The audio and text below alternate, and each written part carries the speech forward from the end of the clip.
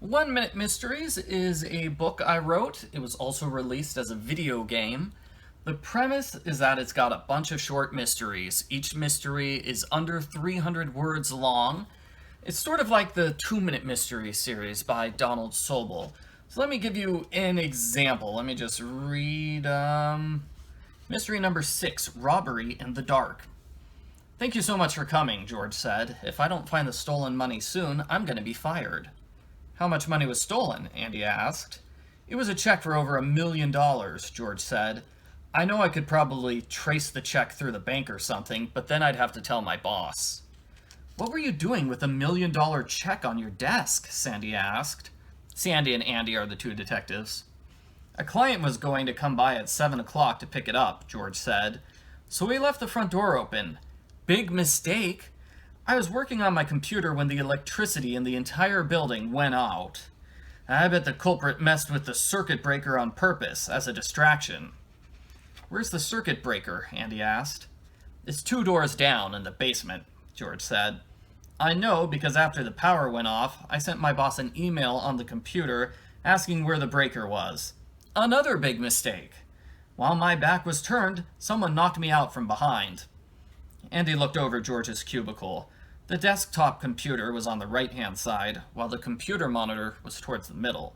If George was working on the computer, someone could easily sneak into his cubicle and attack him unseen, especially if it was dark. "Where did they hit you specifically?" Sandy asked. "They hit me on the left side of the head, so I fell to the right," George said. "I'm guessing it's because the culprit was left-handed. The check was on the left-hand side of the desk, incidentally." Andy shook his head. "Give the money back, George," he said. "It's obvious you faked this robbery." What gave George away? So there are 2 hints for every mystery. Hint number 1, it doesn't matter that the culprit hit George, so he would fall away from the check. So yeah, like the second half of the mystery is just sort of a fake thing you don't really need to know about. I'm kind of giving you a red herring by making you think, well, here's where the positions of things are. That's not what matters. Hint number 2, what does matter is the fact that the power was out during the robbery. So here's the solution. All the solutions are contained in the back of the book. Desktop computers don't work when the electricity is off. Therefore, George could not have sent his boss an email on the computer, like he claimed. When Andy pointed out this contradiction, George admitted the robbery was a fake. He wanted to pin the blame on an unknown thief and walk away with all the money.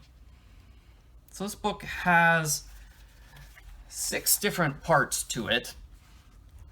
The parts are basically themed. So, like part 2, it's themed around the Clue game, if you played the Clue board game. So we have a mystery there and a mansion with all those various Clue characters. Part 3 is themed around politics. There's a mystery. The president has gone missing. We need to find the president who disappeared from the West Wing. Part 4 is based on Nancy Drew's Secret of Shadow Ranch. We go to a ranch that's being haunted by a ghost cow, and our detectives find a treasure.